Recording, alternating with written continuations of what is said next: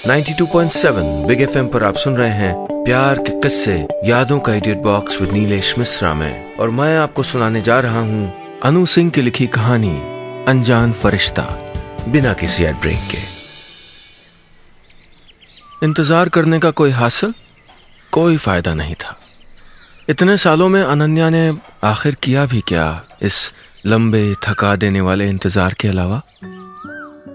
छोटी थी तो माँ के ऑफिस से लौट आने का इंतजार करती, और बड़ी हुई तो 10वीं के नतीजों का इंतजार, फिर 12वीं के रिजल्ट्स का इंतजार, फिर कॉलेज में दाखिले का इंतजार, फिर क्लास आके प्रोफेसर के आने का इंतजार, फिर पढ़ाई खत्म होने के बाद नौकरी मिलने का इंतजार, फिर शादी हो जाने का इंतजार, फिर रोहित के साथ हर दूसरे साल एक नए शहर की नई पोस्टिंग का इंतजार, और खाली घर में रोहित के ऑफिस से लौट आने का इंतजार। ये इंतजार एक विशेष साइकिल है, एक ऐसा चक्रव्यूह जिससे निकलने का रास्ता किसी इंसान को नहीं आता। हम हर लम्हा, हर घड़ी किसी न किसी चीज का इंतजार ही तो कर रहे होते हैं। किसी के जवाब का इंतजार, किसी की आमद का इंतजार, कुछ हो जाने का इंतजार। खैर, आजकल अनन्या प्लम्बर का इंतजार कर रही है। नए शहर के इस नए घर में हर रोज कोई न कोई मुसीबत मुंह उठाए बैठी रहती है।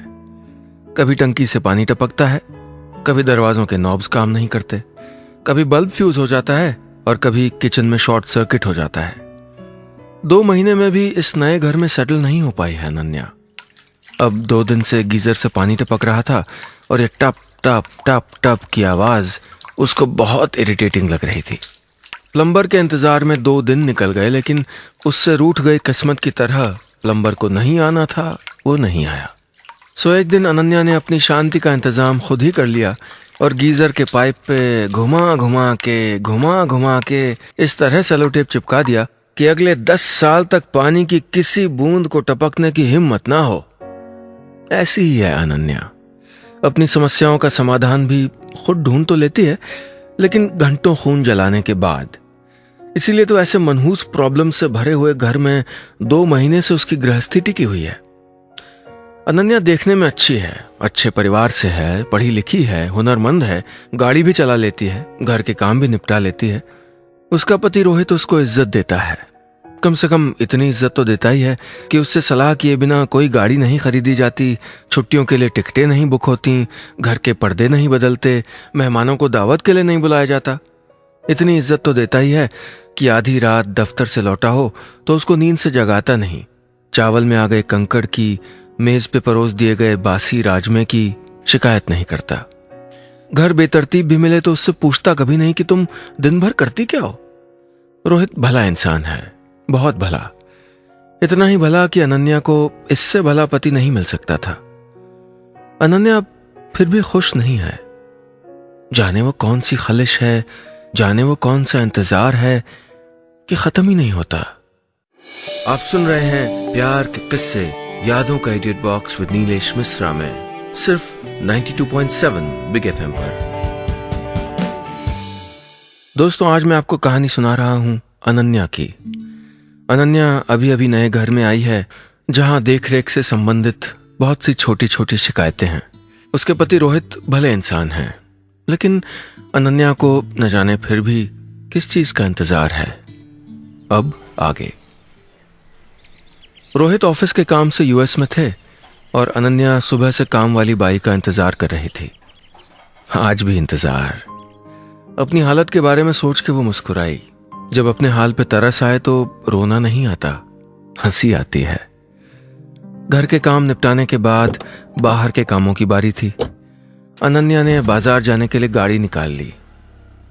गाड़ी चलाते हुए अनन्या सोचती रही कि वो बीवी नहीं, हाउसमेड है। लेकिन हर बार की तरह इस बार भी वो खुद को ये सोच के तसल्ली देती रही कि ये सारे काम, ये सारी मसरूफियत उसको अवांछित, अनडिजायरेबल, गैर जरूरी होने से बचाए रखते हैं। प्यार न सही, रोहित और रोहित के घर को उसकी जरूरत तो है। हो सकता है ये जरूरत ही प्यार हो। बाजार तक का आधे घंटे का ये सफर हर रोज की तरह यूं ही कट जाता अगर अचानक एक्सीडेंट ना हुआ होता। अनन्या की गाड़ी को पीछे से किसी और गाड़ी ने इतनी जोर से धक्का मारा कि उसकी गाड़ी अपना बैलेंस खो के डिवाइडर से जा टकराई। अनन्या को समझ नहीं आया कि आखिर हुआ क्या था। वो नॉर्मल स्पीड में गाड़ी चला रही थी, अपनी लेन में थी, ओवरटेक नहीं किया था, ओवर स्पीड नहीं किया था, फिर आखिर क्या हुआ? शुक्र है अनन्या ने सीट बेल्ट लगा रखी थी, वरना ये सोच के ही उसका दिल दहल गया। तब तक आसपास भीड़ इकट्ठा हो गई थी और अनन्या की बंद खिड़की पे लगातार एक आदमी दस्तक दे रहा था।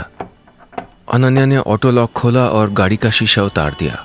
सामने हैरान परेशान वो आदमी खड़ा था। उसकी बादामी आंखों में गिल्ट था, बहुत सारी शर्मिंदगी। I am so sorry, I am really sorry, मेरी गलती है, it's totally my fault, are you okay, I am really sorry. वो लगातार बड़बड़ाए जा रहा था। अनन्या नाराज होकर उस पर चीखना चाहती थी, उसको इसी भीड़ से पिटवा देना चाहती थी, लेकिन मन में ख्याल आया कि बात आगे बढ़ाने से क्या फायदा, कम से कम उसको चोट तो नहीं आई है। आप बाहर आ जाइए, मैं आपको अपनी गाड़ी में छोड़ देता हूं, मेरा ड्राइवर आपकी गाड़ी वर्कशॉप ले जाएगा बनवाने के लिए। ओहो, तो जनाब ड्राइवर के साथ थे, फिर भी उसको बगल में बिठा के माइकल शूमाकर बनने निकले थे। अनन्या की खींच बढ़ती जा रही थी, लेकिन उसने बात बढ़ाने के बजाय इस अनजान बेवकूफ डिफॉल्टर की बात मान के उसकी गाड़ी में बैठ के जल्द से जल्द घर पहुंचने में ही भलाई समझी। अपनी गाड़ी से बाहर निकली और उस अनजान आदमी के साथ जाके उसी की गाड़ी में बैठ गई जिसने अभी अभी थोड़ी देर पहले उसकी गाड़ी को धक्का मारा था, जिसकी वजह से अभी अभी थोड़ी देर पहले वो अस्पताल जाते जाते रह गई थी। अनन्या ने अपने पति रोहित को एक्सीडेंट के बारे में बताने के लिए फोन निकाला, लेकिन फिर वापस रख दिया। यूएस में बैठा रोहित क्या मदद कर पाएगा, और सिर्फ गाड़ी को ही तो नुकसान हुआ था। अनन्या इस प्रॉब्लम से खुद ही डील कर लेगी। आप सुन रहे हैं प्यार के किस्से यादों का edit box with Nilesh Mishra में, सिर्फ 92.7 बिग एफएम पर। दोस्तों, आज मैं कहानी सुना रहा हूं अनन्या की, जो अभी अभी नए घर में शिफ्ट हुई है और जिसके पति दफ्तर के काम से अमेरिका गए हुए हैं। बाजार जाते हुए उसकी गाड़ी में किसी और की गाड़ी पीछे से टक्कर मार देती है। वो आदमी शर्मिंदा है और अनन्या को अपनी गाड़ी में उसके घर छोड़ने जाता है और उसकी गाड़ी ठीक करवाने भेज देता है। अब आगे। बाजार जाते हुए अनन्या की गाड़ी का एक्सीडेंट हो गया था और जिस आदमी की वजह से एक्सीडेंट हुआ, अनन्या अब उसी आदमी की गाड़ी में बैठी थी। मेरा नाम श्याम सुंदर बंसल है, आपको कहाँ छोड़ना है? करीब 35 साल की उम्र वाले उस आदमी ने रियर व्यू मिरर में पीछे बैठी अनन्या की ओर देखते हुए पूछा। गांधीनगर। अनन्या छोटा सा जवाब देके खामोश हो गई।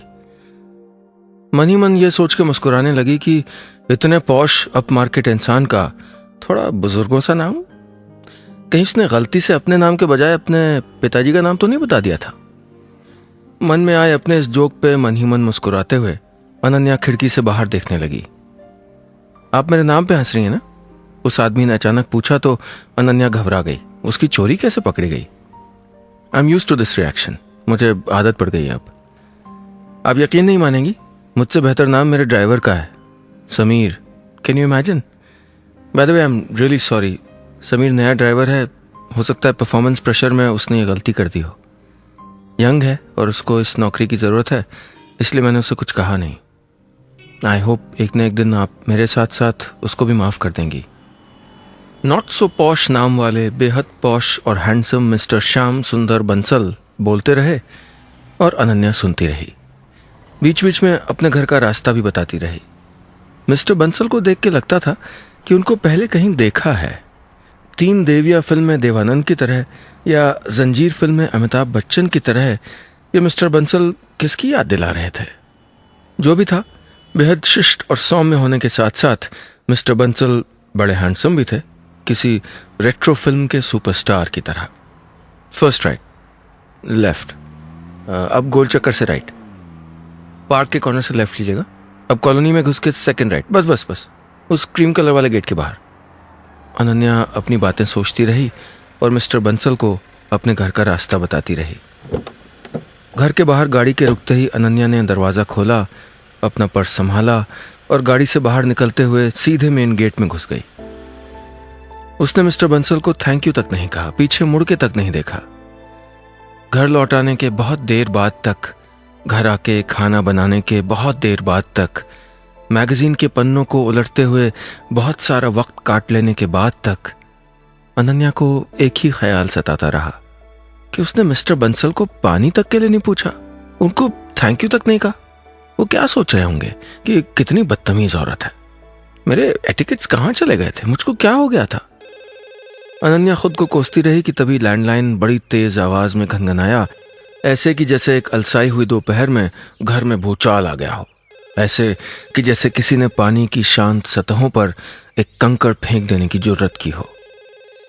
अनन्या ने फोन बजने दिया, इस यकीन के साथ कि फोन किसी कुरियर वाले का होगा।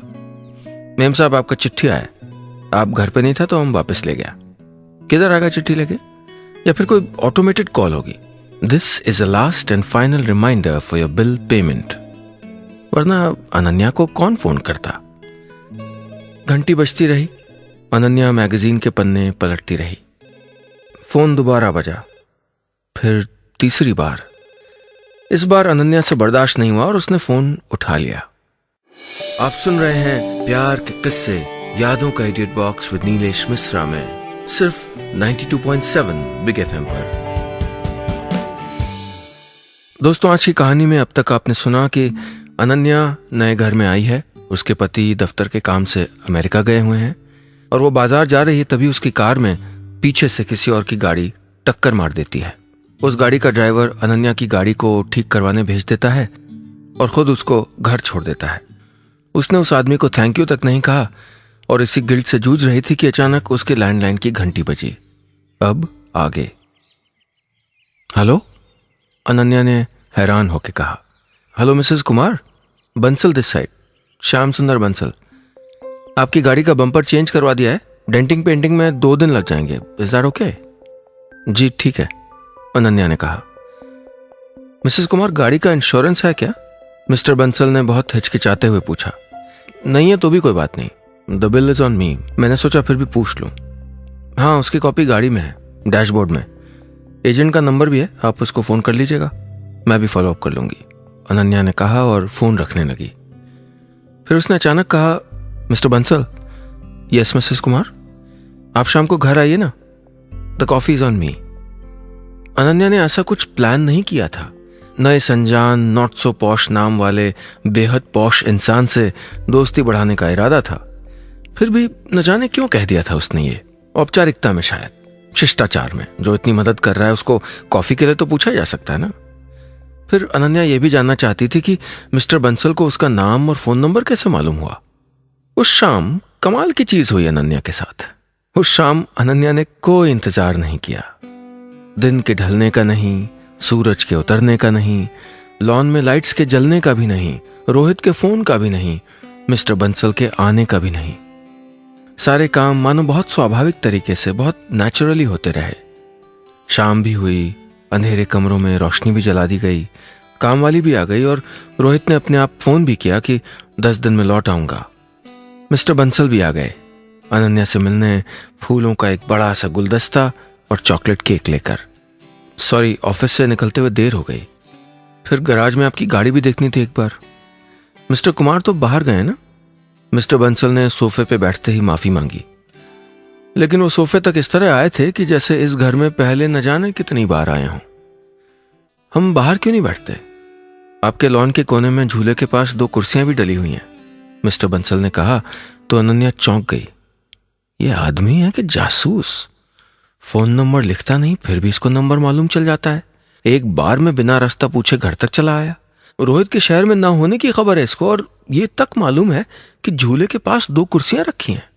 अनन्या बहुत अनईजी, बहुत असहज महसूस करने लगी थी इस अजनबी के साथ।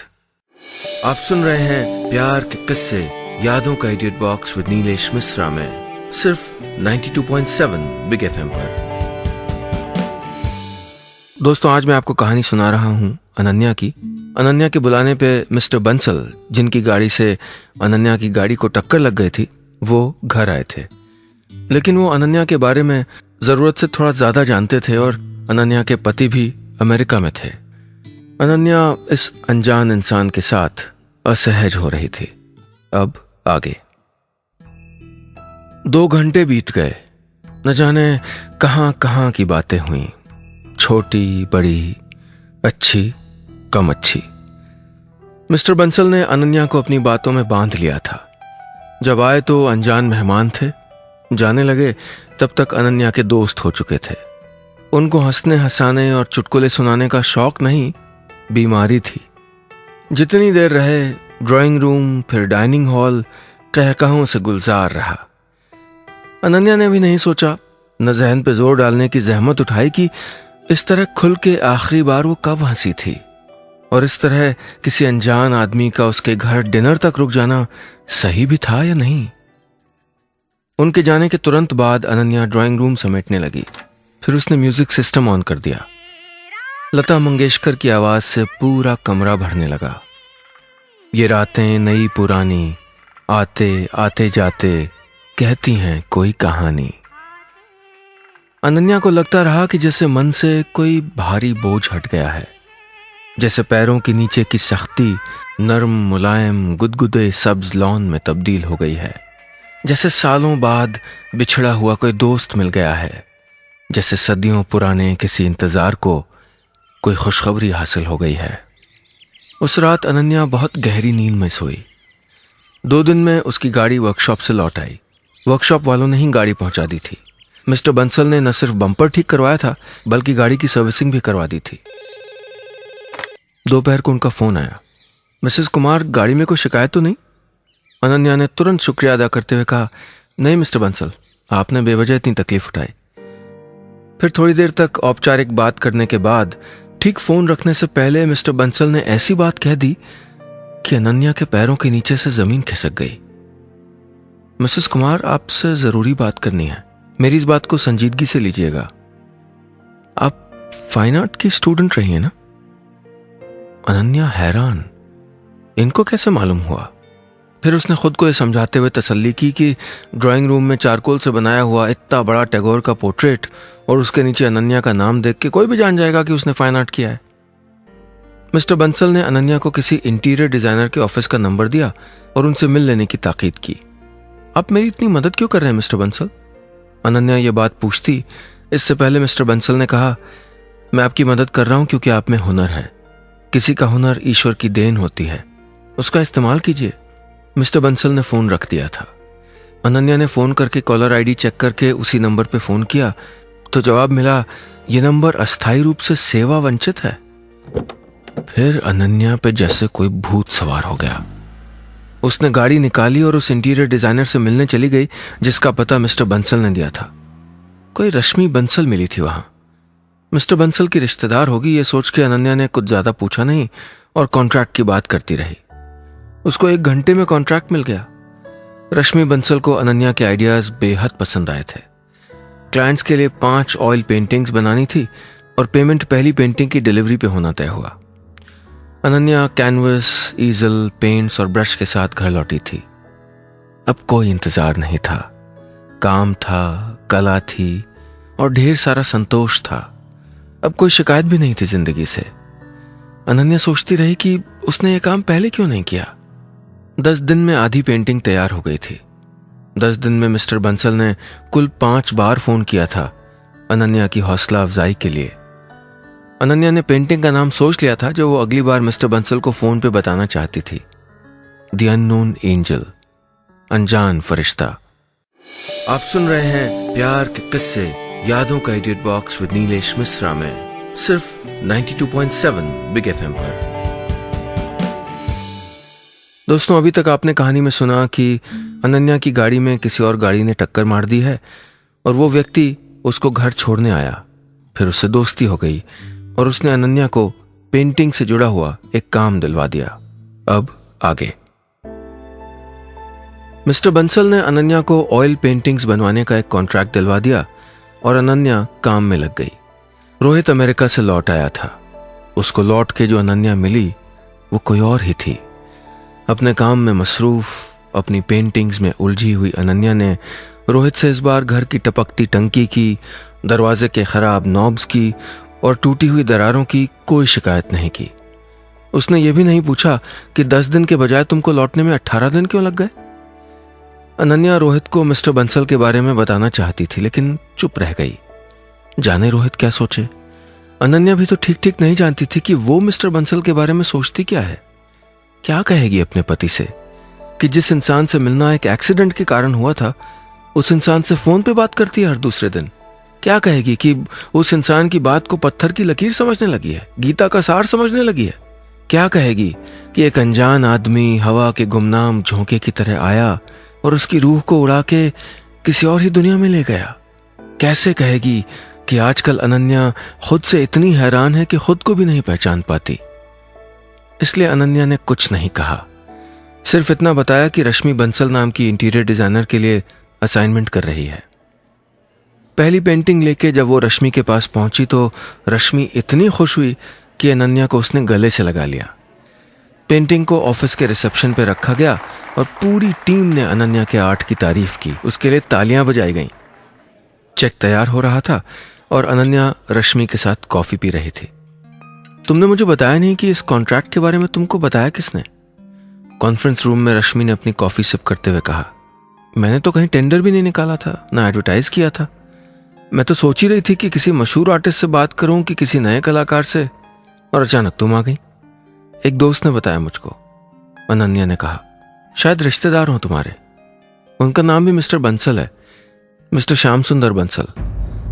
ये नाम सुनते ही रश्मि के हाथ से कॉफी छलक गई।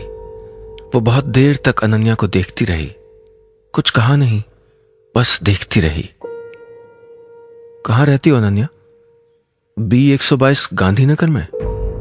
रश्मि ने पूछा और इस बार चौंकने की बारी अनन्या की थी। रश्मि अनन्या का हाथ पकड़े उसको अपने ऑफिस में ले आई और उसको एक तस्वीर के सामने लाके खड़ा कर दिया। इन्होंने भेजा था यहां? रश्मि ने पूछा। ब्लैक एंड व्हाइट तस्वीर में से झांकती हुई मिस्टर बंसल की बादामी आंखें मुस्कुरा रही थीं। या हो सकता है कि अनन्या को ऐसा गुमान हुआ हो। ये अनन्या को लगा जैसे उसके घुटने कांप रहे हैं। मिस्टर श्याम सुंदर बंसल, मेरे पापा। मैं 3 साल की थी तब गुजर गए। मां ने गांधीनगर का वो मकान छोड़ दिया, लेकिन पापा नहीं छोड़ पाए शायद। वहां पिछले कई सालों से जो भी रहता आ रहा है, पापा फरिश्ता बन के मदद करते हैं उनकी। ये सुना था मैंने, आज देख भी लिया। सही नाम दिया है तुमने पेंटिंग का अनन्या, द अननोन एंजल, अनजान फरिश्ता। अनन्या धप से वहीं कुर्सी पे बैठ गई। उसको याद आता रहा कि कैसे डाइनिंग टेबल से उठ के मिस्टर बंसल ने वॉश बेसिन का रास्ता नहीं पूछा, क्यों उसका लैंडलाइन नंबर उनको याद रहा, कैसे घर का रास्ता भी नहीं भूले। और याद आती रहीं मिस्टर बंसल की बादामी आंखें। अनन्या को एक ही अफसोस था बस, अब मिस्टर बंसल कभी फोन नहीं करेंगे उसको। बस इतनी सी थी ये कहानी।